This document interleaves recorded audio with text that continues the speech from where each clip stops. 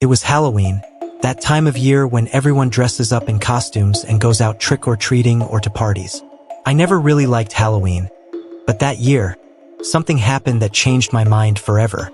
I had decided to stay at home watching horror movies, the classics, no big deal. At about 9 o'clock at night, I turned off the porch lights to let the kids know I wasn't interested in trick-or-treating.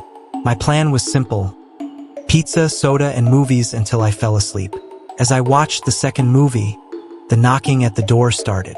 I ignored the first couple of times, thinking they would give up. But the knocking got louder and more constant.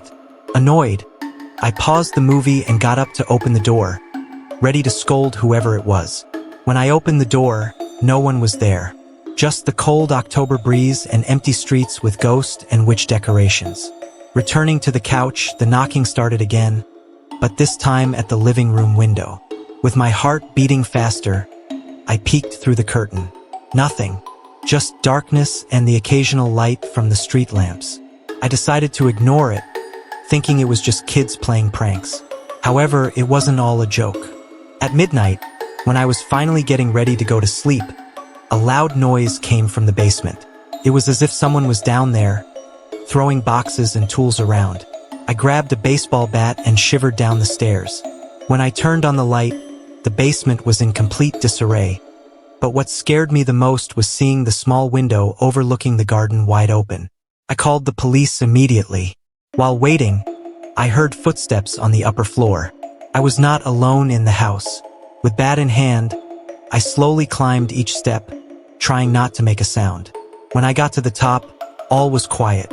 Suddenly, the noise moved to the roof, as if someone was running back and forth. The policemen arrived and searched the house. They found no one inside, but noticed muddy footprints going in and out of the basement. They told me it was probably someone who knew the house and knew their way around.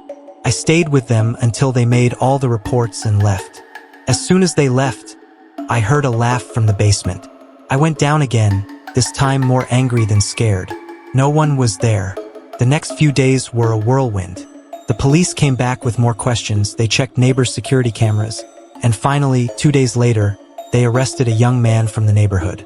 He was a troubled boy, known to the police, who had been in therapy for various behavioral disorders. Apparently, he had an obsession with Halloween horror and wanted to create his own night of horror.